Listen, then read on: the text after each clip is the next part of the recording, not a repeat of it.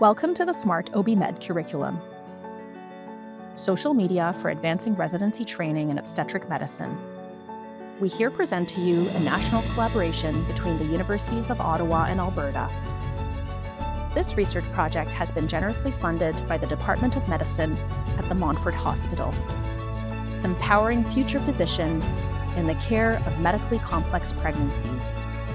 We hope you will enjoy it.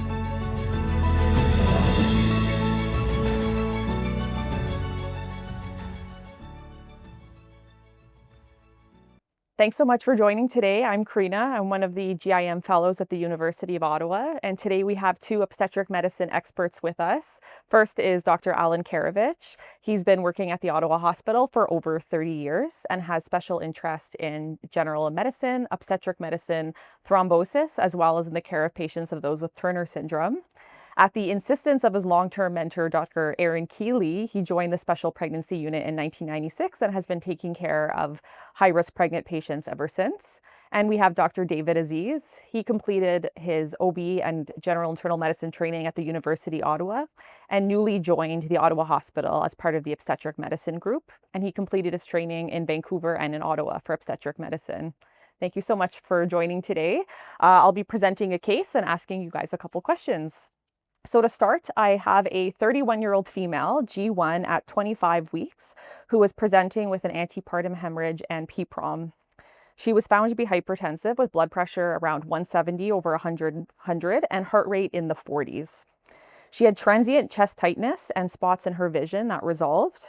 And on exam, she had normal mentation, normal cardio-resp exam, no right upper quadrant or abdominal tenderness. She did have some mild pitting edema to her lower extremities, as well as some hyperreflexia, but no clonus.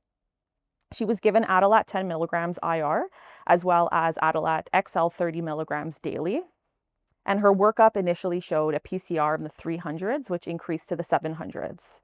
MFM did wonder if her PPROM could be contributing to the proteinuria. Otherwise, hemoglobin, platelets, creatinine were normal, as well as liver enzymes, and her fetal ultrasound showed restricted fetus and some early Doppler changes as well. She was seen 1 week prior by her obstetric team due to erythematous painful toes after being out in the cold, which was different than her usual Raynaud's presentation. She herself has no rheumatological history, although there is a strong family history. While awaiting OB medicine consult, she was ultimately admitted for preeclampsia as well as painful toe, and an autoimmune workup was sent. 3 days later, she had severe epigastric pain, rising liver enzymes to the 150s of AST and ALT, and her platelets were dropping from 200 down to 90. Unfortunately, she required urgent C-section due to this and had neonatal death due to early gestational age. Shortly after, her autoimmune panel returned, showing positive lupus anticoagulant, beta-2 glycoprotein IgG in the 600s and IgM in the 200s, as well as anticardiolipin IgG of 120 and IgM of 150.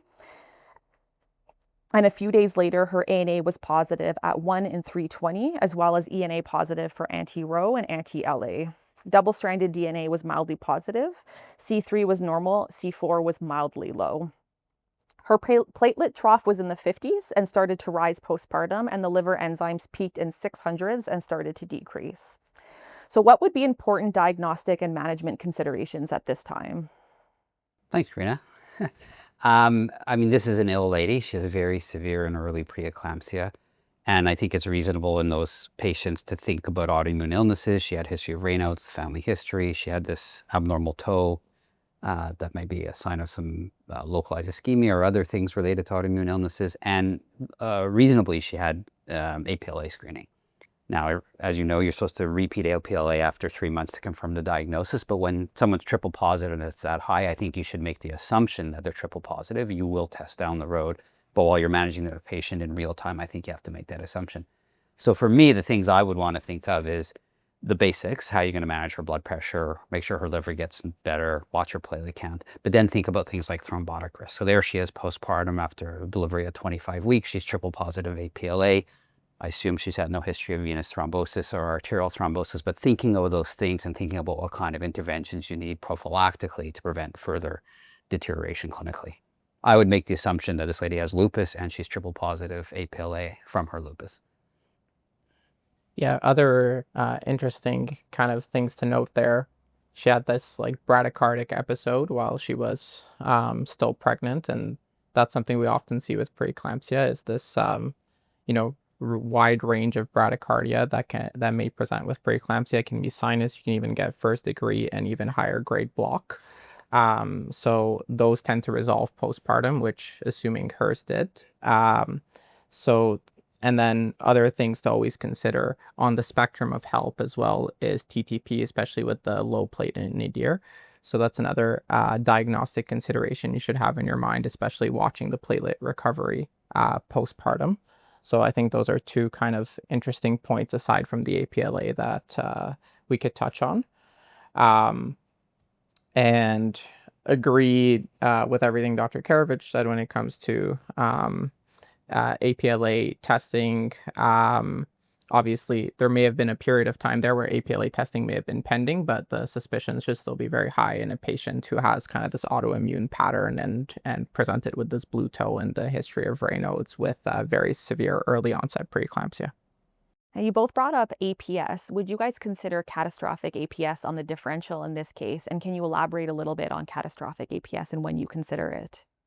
So it's rare, well described in the literature, but rare. I've only seen a few cases, and these are people who are very ill. So they often have multi-organ involvement. People talk about multi-organ failure, but I think just evidence of those multi-organ involvement with often small vessel disease. The problem is HELP syndrome as a microangiopathic hemolytic anemia, and CAPS is the same. So multi-organ involvement with a MAHA. The overlap between bad HELP syndrome and CAPS is actually unbelievably high. So distinguishing those diagnoses can be really tough. And I'm not sure it matters that much in that moment. I think recognizing that this is a very ill lady and you're going to monitor platelets, you're going to monitor renal function, and postpartum, if it's not CAPS, this is going to get better, hopefully. I always think about what the platelet count is postpartum, and if it's HELP syndrome, it should get better. And my mentor, when you introduced me, Erin Keeley, she taught me 30 years ago, I don't know where Erin got this from, 100 at 100. When you're 100 hours postpartum, your platelet count should be 100. And if it's not, think about something besides HELP syndrome. Think about TTP, think about atypical HUS, and maybe think about CAPS. So there's evidence that if you give, for example, someone with HELP syndrome with thrombocytopenia, steroids, their platelet count will get better. The evidence that that makes them clinically better is low. But if I was postpartum and seeing someone like this and I couldn't distinguish the two and they were really sick and getting sicker, I might intervene without really knowing the firm diagnosis. I might give the patient steroids. I might give the patient IVIG. I might get hematology involved and think about PLEX if I really thought there was another type of MAHA. And CAPS is associated with hemolytic anemia, so it can be very hard to distinguish those entities postpartum. Very hard. Yeah, I think an argument can be made like placental involvement, hepatic involvement, a MAHA. You kind of have your three organ systems there, microangiopathic, like all our HELP patients. Yeah, microvessel disease. So most it's hard to make that distinction. I do say, like, in the cases I've seen with CAPS, like all of them actually presented with macrovascular thrombosis, if we want to call it that, like a VTE. So if that was the case, if this patient presented with a VTE, I think my suspicion might be even higher. And maybe in that case, I would err more on the side of, treating as CAPS, even though, again, it's a spectrum of disease and it's probably hard to distinguish the two clinically. But often those patients, and Dr. Karovitch can speak to this, I think, more than I can, because you probably see them more in thrombosis, but they tend to have not only one site of thrombosis, but multiple simultaneously. Yeah. So if she had a VTE and a splenic thrombus that was unexplained, then certainly now we're talking, I think, more about CAPS than HELP. Yeah. And I think when the literature talks about multiple organ involvement, they're often talking about macro and micro thrombosis for sure. Yeah.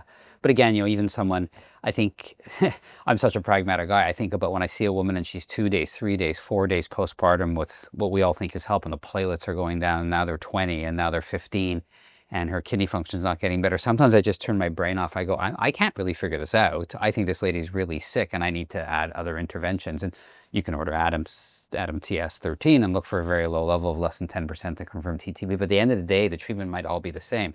Even though I said, with HELP, giving dexamethasone clearly in the literature raises your platelet count, but with not a lot of evidence that it helps clinical outcomes. I wouldn't hesitate to use it in someone who postpartum had dropping platelets and now they were 20,000, and that might help with CAPS, because at the end of the day, APLA is an autoimmune disease, and it might help if you had IVIG or, again, get hematology involved to help with something like plasma exchange. So I agree. I just think in these postpartum bad health cases, it's almost impossible to distinguish. And the fact that she's triple positive APLA, which I think is the cause of her severe HELLP syndrome as opposed to CAPS, at the end of the day, pragmatically in that moment may not matter that much as long as you're doing what you need to do. Yeah. But you're right, that's all in the differential. Do you have any tips for how you differentiate these? Well, again, when I'm thinking about Maha's postpartum, the platelet count's not getting better. I mean, the one test you can do is an ADAM-TS13, right? If it's less than 10%, you get TTP. I would remember to think about things like, I mean, acute fatty liver pregnancy does not present this way. They don't have microangiopathic hemolytic anemia, but if they have a lot of liver involvement, remember that. And the other thing I think we forget about is atypical HUS, which would have only usually moderate thrombocytopenia, but with a lot of renal involvement. I think just keep an open mind. And yeah, at the end of the day, I've consulted hematology and they've often said, I don't know, but she's really sick, so we're going to do Plex. And I think that's okay. Yeah, even to throw a spanner in the works, from my, the last time I looked at this in the literature, so there's HELP associated TTP as well. You can throw that onto the board. And I think HELP in and of itself can actually cause a decrease in ADAMS-TS13 in plasma samples. So Right. I believe so.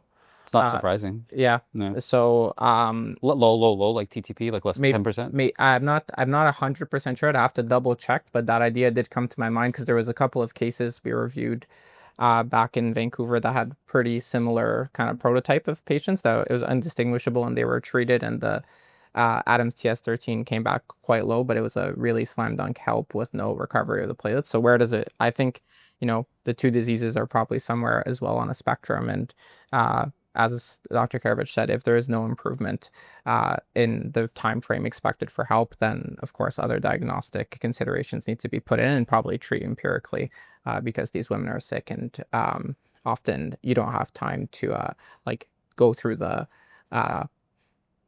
it may not matter which diagnosis is at play. But I do want the Erin Keeley rule now on the internet, 100 out of 100. 100 out of 100. So I'll give you guys a bit more about the case. So she did ultimately have an abdominal ultrasound with Doppler, which was normal as well. And she was started on prophylactic Fragmin for 6 weeks and then a plan for aspirin thereafter indefinitely. Her blood pressure was very well controlled postpartum. She was able to wean off the medication.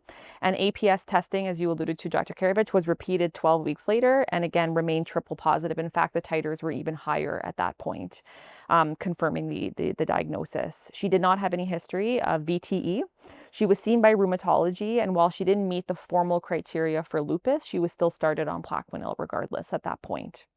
So how would you counsel her for future pregnancy planning with regards to maternal and fetal risks? I went to a talk that you gave. I mean, from a thrombosis perspective, what I always tell patients is that low molecular weight heparin is indicated, but probably maybe not for obstetrical reasons, but triple positive APL, even with no history of thrombosis, that patient needs to be on VT prophylaxis in pregnancy for sure. Now, this is the evidence that changes your obstetrical outcome with obstetrical APS is very weak. There's some cohort studies and observational studies suggest maybe less preeclampsia, but not clear at all. I think the mainstay is aspirin, I think hydrochloroquine, but the evidence for that is lacking. And there's a study that's on work, Hypatia, I think, and they're looking at women with obstetrical APS. And I don't know if it's an observational cohort or an RCT, but comparing or looking at standard of care, aspirin and low molecular weight heparin, with or without it. I can't remember if it's randomized or controlled, hydrochloroquine in addition, with the thought that maybe it improves obstetrical outcomes in obstetrical APS and maybe even less thrombosis. There is some, again, observational data that hydrochloroquine decreases the thrombosis risk in pregnancy in women with APS on top of anticoagulation. That's from observational studies, you're saying? Do you know? So this is this Hypatia study is the first study actually looking at it in a formal way. Great. And it's still in progress. Yeah. Dr. Aziz, anything to add? And this is counseling for future pregnancies. Future pregnancy in terms of maternal and fetal risks. So of course, from the maternal side, her risk of developing recurrent preeclampsia is extremely high, probably north of 50%. So I would counsel her on the usual stuff that we do. I would probably say she should be on aspirin preconception, and then once she's pregnant, she should double up her aspirin dose from 81 to 162, which is our standard practice in Ottawa for preeclampsia prevention. And when it comes to agree with kind of like the low molecular weight heparin, hydroxychloroquine, perhaps for more than one reason. The hydroxychloroquine might also serve a purpose for the anti-Ro positivity. So with anti-Ro positivity, there is the risk for neonatal lupus and congenital heart block. And the hydroxychloroquine has been shown to reduce that. So for patients who have never had an episode of congenital heart block or neonatal lupus, I believe it's kind of like at 2% the risk of developing these conditions, and hydroxychloroquine has about a 50% risk reduction. So that would be extremely relevant for her, and she should be screened by MFM for these conditions, and they should be made aware of the positive antibodies. So that might be another consideration as well. I would say, so the hydrochloroquine, the Plaquenil, I think that should start 3 months before attempting to get pregnant. Typical dose is sort of 200 to 400 milligrams a day. I would start the aspirin. And just the argument about, when should we start aspirin for women at a higher risk of preeclampsia? This is not the patient that's looked at in those trials, right? So, technically it's 10 to 14 weeks. There's no evidence that earlier starting is bad, but there's no evidence that it's better. I think for super high risk women, women like this with triple positive APA, poor fetal growth, such a disastrous pregnancy, I agree with David. I would start the aspirin pre-pregnancy with the hydrochloroquine and start the low molecular weight heparin during pregnancy.